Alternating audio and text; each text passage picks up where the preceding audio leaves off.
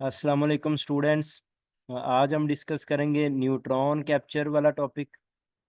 Neutron capture से पहले important characteristics of moderator लिखी हुई हैं। शार्ट क्वेश्चन के तौर पे आप इनको तैयार कर लेंगे। अच्छे मॉडरेटर की क्या खसूसियात हैं? हाई स्कैटरिंग क्रॉस सेक्शन होता है, लो एब्जॉर्प्शन क्रॉस सेक्शन होता है, हाई डेंसिटी होती है to increase probability of collision, low mass number. ये सारी आप इनको डिस्कस याद कर लेंगे। न्यूट्रॉन कैप्चर की हम बात करते हैं। कैप्चर ऑफ न्यूट्रॉन का मतलब ये है कि न्यूट्रॉन को हम किसी न्यूक्लियस पे फाल करवाएं और जो न्यूक्लियस है वो एब्जॉर्ब कर ले न्यूट्रॉन को। इस प्रोसेस को हम कहते हैं न्यूट्रॉन कैप्चर। इस प्रोसेस में अब in the process of slowing down of neutrons, neutrons में be captured by the nuclei that do not fission. Fission reaction ना हो और न्यूट्रॉन जो है वो कैप्चर हो जाए।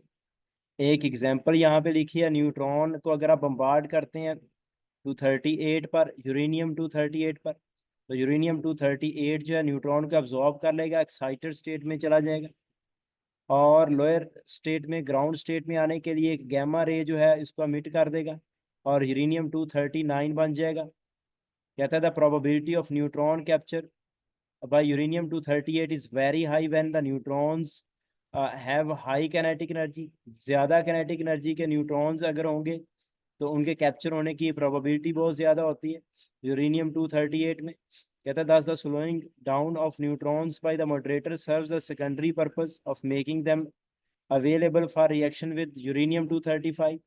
अगर आप चाहते हैं कि वो जो न्यूट्रॉन है वो यूरेनियम 238 जो है वो एब्जॉर्ब ना करें और वो बच जाएं और वो रिएक्शन कर सकें यूरेनियम 235 के साथ, ताकि फिशन रिएक्शन हो सके, तो आपको चाहिए कि आप जो न्यूट्रॉन्स हैं उनको स्लो डाउन कर लें, उनकी स्पीड कम कर लें। कम एनर्जी के थर्मल न्यूट्रॉन्स अगर फाल करवाते हैं तो वो एब्जॉर्ब नहीं होते यूरेनियम 238 में, वो यूरेनियम 235 के साथ इंटरेक्ट करते हैं और उसमें फिशन रिएक्शन प्रोड्यूस करते हैं। Neutron capture reactions can be use to determine the energy and the spin parity of capturing states. Nucleus के अंदर भी स्टेट्स हैं, तो कैप्चरिंग स्टेट जो है उसकी अ, अ, उसकी स्पिन पैरिटी जो है उसको मालूम किया जा सकता है और उसके अलावा एनर्जी मालूम की जा सकती है। सपोज करते हैं कि स्पिन ऑफ ओरिजिनल न्यूक्लियस जो है वो आई है एंड पैरिटी आप इस सिंबल से लिख लेते हैं, इसको मैं पाई पढ़ लेता हूँ।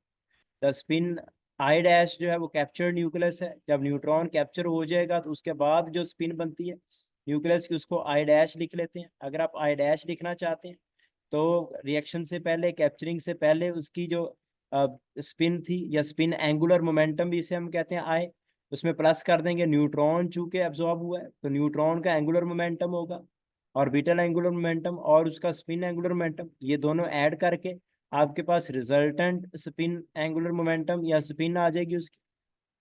पैरिटी की अगर आप बात करेंगे तो पैरिटी आप पाई डैश से लिख लेंगे। इनिशियली पाई थी, उसको मल्टीप्लाई कर देंगे -1 रेज टू एल। ये फार्मूले आप सीख चुके हैं पैरिटी वाले टॉपिक में, तो -1 रेज टू एल लिख लेंगे साथ में। याद रखें जो थर्मल न्यूट्रॉन्स होते हैं उनमें only S wave capture is possible होता है। एस वेव कैप्चर का मतलब ये है कि ऐसे ऐसे न्यूट्रॉन्स हैं जिनका एंगुलर मोमेंटम एल जो है वो जीरो होता है। जिनके लिए एंगुलर मोमेंटम एल जीरो होता है उनके लिए रेजोनेंस होती है और रेजोनेंस स्टेट्स के साथ रेजोनेंस होती है और न्यूट्रॉन इजीली कैप्चर हो जाता है। तो इसका मतलब है यहाँ पे L is equal to zero आ जाएगा। यहाँ पे अगर आप सर्च कर लें तो अभी आपको थोड़ी इन्फॉर्मेशन मिल सकती है। कहता है if on other hand a beam of slow neutrons is bombarded at the target nucleus the neutrons do not experience coulomb barrier. ये फायदा है न्यूट्रॉन्स को बम्बार्ड करने का कि कूलम बैरियर जो है वो रुकावट नहीं बनता, क्योंकि न्यूट्रॉन जो है वो चार्ज लेस पार्टिकल्स है। Moreover if we consider slow neutrons तो एस वेव स्कैटरिंग होती है। There is no angular momentum barrier. Angular momentum barrier भी नहीं होता, angular momentum zero. S wave के साथ रेजोनेंस हो जाती है, तो रेजोनेंस के रिजल्ट में जो न्यूट्रॉन है वो कैप्चर हो जाता है। तो इसके लिए L इज इक्वल टू आप 0 लिख लेंगे, -1 रेज टू 0 1 आ जाएगा। इसका मतलब है जो न्यूक्लियस बनेगा, न्यू न्यूक्लियस, कैप्चर्ड न्यूक्लियस, उसकी पैरिटी और जो पहले न्यूक्लियस था उसकी पैरिटी सेम होगी। हाँ, स्पिन में प्रॉब्लम आएगा। आई डैश जो है वो उसमें 1/2 का चेंज आएगा। वो किस तरह से आएगा? इनिशियली आया है क्योंकि आपने एक न्यूट्रॉन एब्जॉर्ब करवाया, तो न्यूट्रॉन का जो स्पिन एंगुलर मोमेंटम है वो हाफ एच कट होता है। स्पिन अगर लिखेंगे तो हाफ लिखेंगे क्योंकि ये फर्मियोन है, तो आए प्लस माइनस हाफ हो जाएगा और पैरिटी पे कोई फर्क नहीं पड़ेगा। अब कहता है कि in the decay, gamma decay of captured state, अब स्टेट कैप्चर करेगी न्यूट्रॉन को और उसकी वजह से वो एक्साइटेड स्टेट में चला जाएगा न्यूक्लियस। अब उस स्टेट से एनर्जी एमिट होगी गैमा रे की फॉर्म में, तो गैमा रे एमिट होगी। All excited states of capturing nucleus can be populated to some extent, तो उसमें पॉपुलेशन हो सकती है कम कुछ एक्सटेंट तक, limited only by the selection rules for gamma radiation. Gamma radiation के जो सिलेक्शन रूल्स हैं वो डिफाइन करेंगे। फिर कहता है in case of N gamma reactions the parity radiation is almost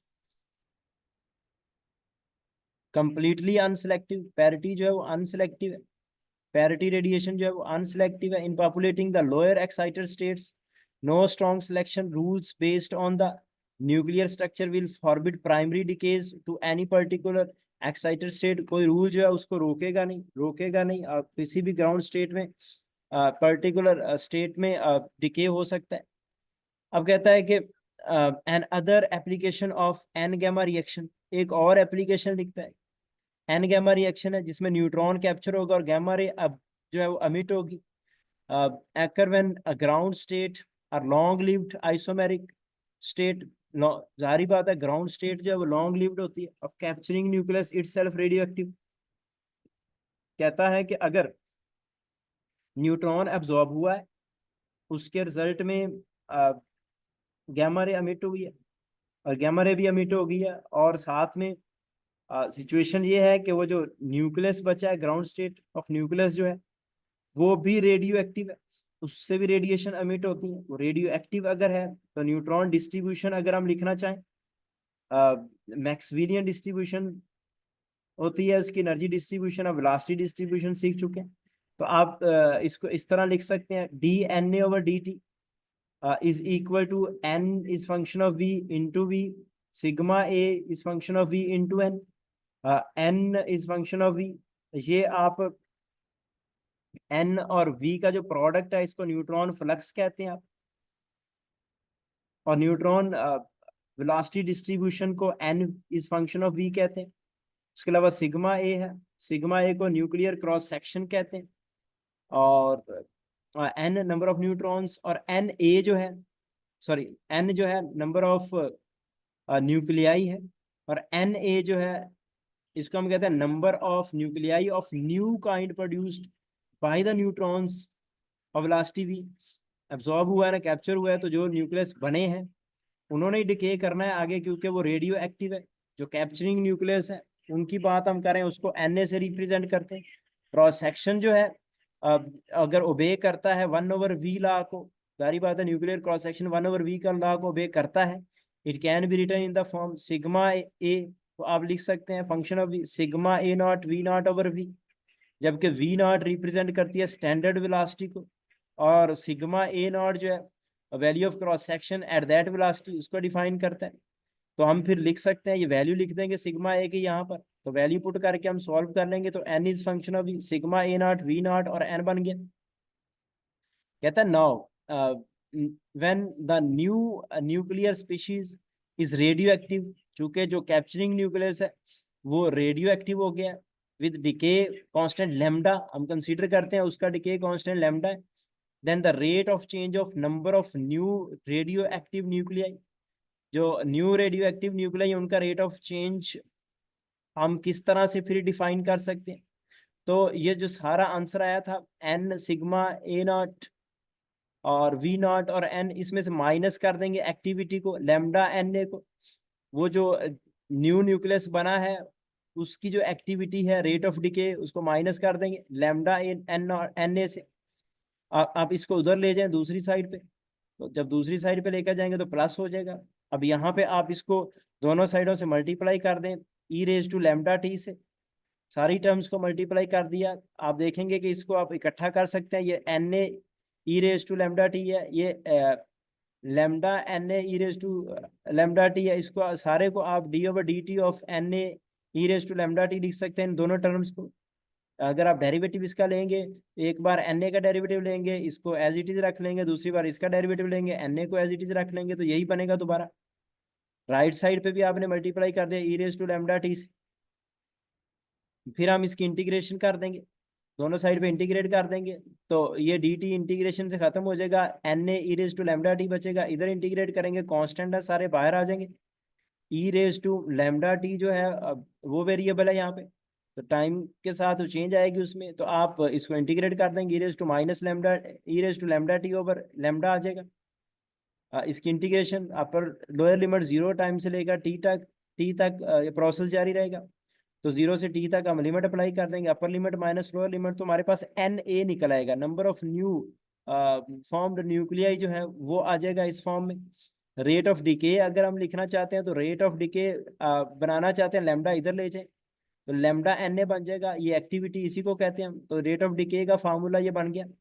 अब फ्रॉम इक्वेशन 6.9, पीछे 6.9 इक्वेशन से आप वी नॉट लिख लेंगे, V sigma A over sigma A naught, ये पुट कर देंगे यहाँ पे, इसको सॉल्व करेंगे तो लैम्डा एन ए जो है वो इसके बराबर आ जाएगा। इसके बाद नेक्स्ट आ जाते हैं अगले पेज पर। यहाँ पे अब एन वी को फाई कह लें, ये न्यूट्रॉन फ्लक्स होता है, मैंने आपको कहा था एन जो है वो एन जो है वो वेलोसिटी डिस्ट्रीब्यूशन बताता है, और वी से अगर आप मल्टीप्लाई कर देंगे तो फ्लक्स आ जाएगा, टोटल फ्लक्स, तो इसको फाई से लिख लेंगे, तो उसकी पिछली इक्वेशन को, और साथ में लेमडा एन ए जो है ये एक्टिविटी है, इसको ए से लिख लेंगे, तो आपके पास जो इक्वेशन है वो इस तरह से बन जाएगी सारी, ये सारी वैल्यूज बढ़ के लिख लेंगे, सॉरी, एन वी सिग्मा ए और एन 0.602 एम ओवर ए सिग्मा और 5 ओवर समथिंग, ये सारा एक्टिविटी हमारे पास आ जाएगी कितनी, लेमडा एन ए जो है उसकी वैल्यू आ जाएगी, ये सारी वैल्यू आ जाएगी वैल्यू पुट करने से, और एक किस में आ जाएगा, क्यूरी में आ जाएगी एक्टिविटी, तो एक्टिविटी का ये फार्मूला आप याद रख लें। अब कहता है ये जो इक्वेशन है इसको हम इससे हम क्या चीजें मेजर कर सकते हैं। पहला कहता है कि if cross section is now, cross section sigma, ये यहाँ पे सिग्मा लिखा हुआ, अगर सिग्मा का पता है तो आप न्यूट्रॉन फ्लक्स जो है उसको मालूम कर सकते हैं, neutron flux phi N V, इसको हम मेजर कर सकते हैं। ये क्यूरी में कन्वर्ट करने के लिए डिवाइड किया 3.7 10 तो क्यूरी में कन्वर्ट करने के लिए लिखा है। तो यूनिट्स आपने रेडियो एक्टिविटी के पढ़े हुए हैं, तो उसकी वजह से, कन्वर्जन की वजह से 3.7 10 आया यहाँ पे। अगर कहता है कि अगर आपको न्यूट्रॉन फ्लक्स का पता है, फाई का पता है, तो क्रॉस सेक्शन आप मेजर कर सकते हैं, सिग्मा मेजर कर सकते हैं, एक्टिविटी का पता होना चाहिए। उसके बाद कहता है कि the most common application is to do quantitative analysis to determine M, determine आप कर सकते when neutron flux phi and cross section are known, अगर दोनों का पता है, न्यूट्रॉन फ्लक्स का भी पता है और क्रॉस सेक्शन का भी पता है, तो आप डिटरमिन कर सकते हैं, एम मेजर कर सकते हैं, मैस मेजर कर सकते हैं न्यूट्रॉन का। व्हेन एम यहाँ पे जो मॉडरेटर का मैस है, सॉरी, मॉडरेटर का मैस मेजर कर सकते हैं।